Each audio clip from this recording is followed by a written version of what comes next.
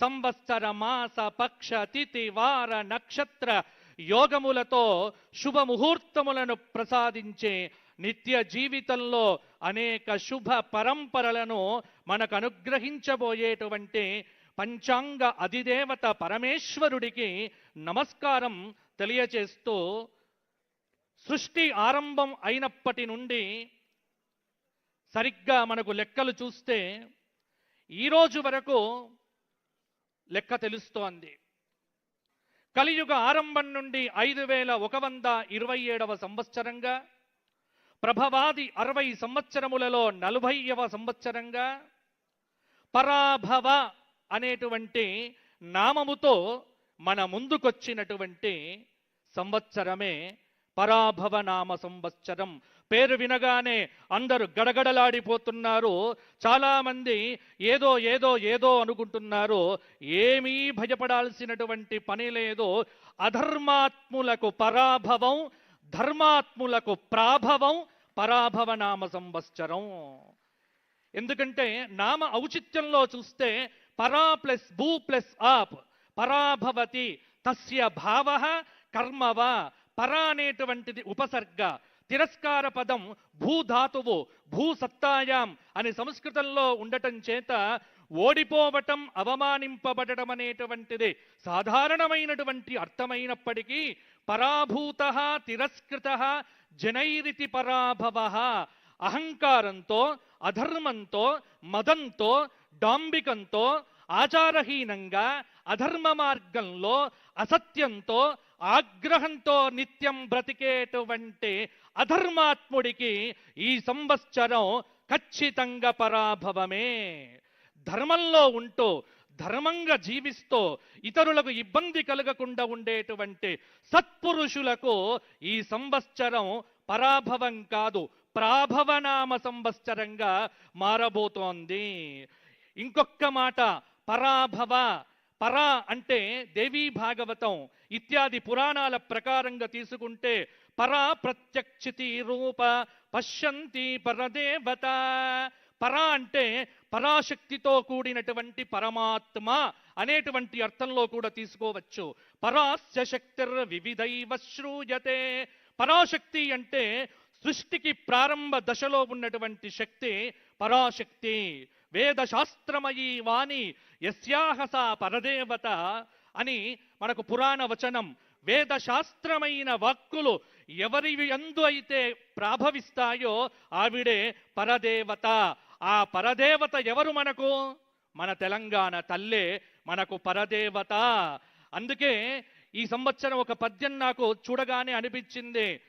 తెలంగాణ తల్లి దీవనల్ వెల్లి విరయగా, తెలంగాణ తల్లి దీవనల్ వెల్లి విరయగా, పరాభవమున రేవంతుని ప్రగతి పతాకం ఎగురగా, సిరి సంపదలతో నిండాలి నీ కోటి హృదయాలో, నిత్య కళ్యాణమై వెలగాలి మన తెలంగాణ ప్రజల ఊపిరిలు.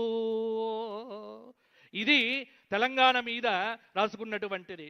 ఆ తెలంగాణ తల్లి పరాశక్తి దీవెనలు వెళ్ళి విరిస్తే అద్భుతమైనటువంటి ఏకఛత్రాధిపత్యంతో పరిపాలన కావించటానికి ఆ శక్తిని మా ముఖ్యమంత్రి మాన్యులు శ్రీ గౌరవనీయులైన రేవంత్ రెడ్డి గారికి ఆ తల్లి ఇవ్వగా ప్రగతి పతాకం అనేటువంటిది ఎగిసిపడి ఈ సంవత్సరం నా తెలంగాణ కోటి రతనాల వీణ సిరి సంపదలతో, పాడి పంటలతో, భాగ్యముతో వృద్ధి పొందుగాక అని ఆ పరాశక్తిని ప్రార్థన చేస్తూ, ఆమె ఎక్కడ ఉంటుంది అంటే అయ్యవారున్న చోట ఉంటుంది.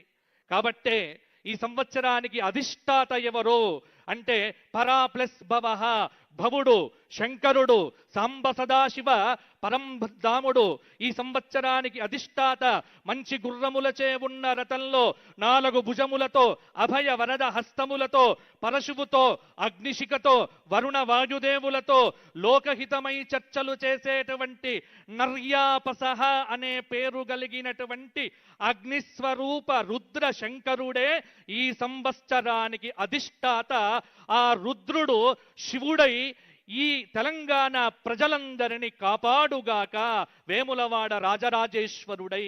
ఈ పరాభవ నామ సంవత్సరం 384 రోజులతో 13 మాసములతో విరాజిల్లుతున్నది. మొత్తం 13 మాసములు 384 రోజులు. మరి సంవత్సర ఫలితం ఏమిటి? ఇంత చెప్పారు కానీ అంటే ఇది లాజిక్కులతో చూడకండి, మ్యాజిక్కులతో ఆలోచించకండి, ఇదే హేతుబద్ధంగా మీరు ఎప్పుడు కూడా హేతువులతో చూడకండి. విశ్వాసంతో, విధేయంతో, నమ్మకంతో సనాతన ధర్మాన్ని ఎవరైతే అనుష్ఠిస్తారో వారికి పంచాంగం అనేటువంటిది ఖచ్చితంగా ఫలించి తీరుతుంది. నమ్మని వాడు ఎప్పుడు పంచాంగం చూడాల్సిన పని లేదు. పరాభవాబ్దే రాజానః ప్రాప్నువంతి పరాభవం భవంతి క్షుద్రధాన్యాని ప్రభూతాని సువృష్టయః. ఇది ఈ సంవత్సర ఫలిత శ్లోకం. అంటే ఒక్కటి మాత్రం కనిపిస్తూ ఉన్నది ఏమిటి అంటే, పరాభవ నామ సంవత్సరంలో ఆధిపత్యం కోసం పోరాటాలు జరుగుతాయి. ఏ ఆధిపత్యం? ఇంట్లో భార్యాభర్తల మధ్య ఆధిపత్యం, లేకపోతే పరిపాలనలో రాజుకు మంత్రులకు మధ్య ఆధిపత్యం. ఇలా చాలా చోట్ల ఆధిపత్యాన్ని కోరుకునేటువంటి మనుషులు ఎక్కువైతారో, కానీ ధర్మంగా ఉన్నటువంటి వాడు ఖచ్చితంగా నిలబడి విజయాన్ని సాధించగలుగుతాడు. ఎవరు పరాభవించబడతారో అంటే అసహనం కలిగినటువంటి వాడికి పరాభవం తప్పదు. ఈ సంవత్సరం క్షుద్రధాన్యములు ఫలిస్తాయి. ఇంకొక మాట, ఈ సంవత్సరం వర్షాలకు తిరుగులేదు. నైరుతి ఋతుపవనములు బ్రహ్మాండంగా వచ్చేస్తున్నాయి. ఈ సంవత్సరం తెలంగాణలో ఎక్కడ చూసినా అద్భుతమైనటువంటి ఆ గంగమ్మ యొక్క, గోదావరి తల్లి యొక్క ప్రాభవ వైభవ ప్రవాహములన్నీ కూడా నా తెలంగాణను వ్యవసాయ తల్లిగా మార్చి అందరికీ కడుపు నిండా అన్నం పెట్టి రైతులందరికీ ఆనందాన్ని పంచేటువంటి సంవత్సరంగా ఈ సంవత్సరం మనకు వచ్చింది. కాబట్టి చింతవద్దు, చికాకు వద్దు, కలిసి కట్టుగా పనిచేస్తే విజయం అనేటువంటిది ముంగిటనే ఉంటుంది. మనలో మనం పోట్లాడితే కుటుంబం పాడైపోతుంది. కాబట్టి అందరూ కూడా సమిష్టిగా, చైతన్యవంతంగా, ఒకే మాట, ఒకే సిద్ధాంతం, ఒకే విజయం. అదే ఈ పరాభవ నామ సంవత్సరం. ఈరోజు గురువారం నాడు వచ్చింది కాబట్టి రాజు గురువయ్యాడు, మంత్రి కుజుడయ్యాడు, సేనాపతి చంద్రుడయ్యాడు, సస్యాధిపతి శుక్రుడయ్యాడు, ధాన్యాధిపతి బుధుడయ్యాడు, అర్ఘాధిపతి రవి అయ్యాడు, మేఘాధిపతి చంద్రుడయ్యాడు, రసాధిపతి రవి అయ్యాడు, నీరసాధిపతి శుక్రుడయ్యాడు. మొత్తం 9 మంది నాయకులు మనకు పరిపాలన చేస్తున్నారు. ఈ 9 మంది నాయకుల చేతనే మేము పంచాంగం అనేటువంటిది చూసి రాస్తాం. మా సిద్ధాంతం ఎలా ఉంటుంది అంటే, దీనిలో ఎక్కువ మంది శుభాన్ని ఇచ్చేటువంటి వాళ్ళుంటే ఈ సంవత్సర ఫలితం బాగుంటుంది అని రాస్తాం. ఇది సిద్ధాంతంలో ఉండేటువంటి రహస్యం. అందుకే ఈ సంవత్సరం 7 శుభాధిపత్యం వచ్చింది. గ్రహముల్లో 2 పాపులకు పాపాధిపత్యం వచ్చింది. అంటే అర్థమేమిటి? శుభాధిక్యత ఎక్కువ, పాపాధిక్యత తక్కువ పరాభవ నామ సంవత్సరంలో. 21 మంది ఉపనాయకులలో 16 మందికి శుభ ఆధిపత్యం వచ్చింది. ఇంకొక గొప్ప విశేషం ఏంటంటే, ఈ సంవత్సరం మనకు పరాభవ శ్రీరస్తు విజయస్తు శుభమస్తు ప్రజలకు పరాభవయేట ప్రబల జయము. తెలంగాణ మాగాన సిరి సంపదలతోడ తలతలలాడగా ధన్యమవగా పాలనా దక్షత పరగు రేవంతుని కమ్మని దీవనల్ కలుగవలయు. బాచంపల్లి తనదు భక్తి పూర్వకముగా ఇచ్చు ఆశీస్సులు హెచ్చవలయు. తొలగిపోవాలి ఆపదల్ తొందరగా కలుగవలె శాంతి సౌఖ్యముల్ క్రమముగా.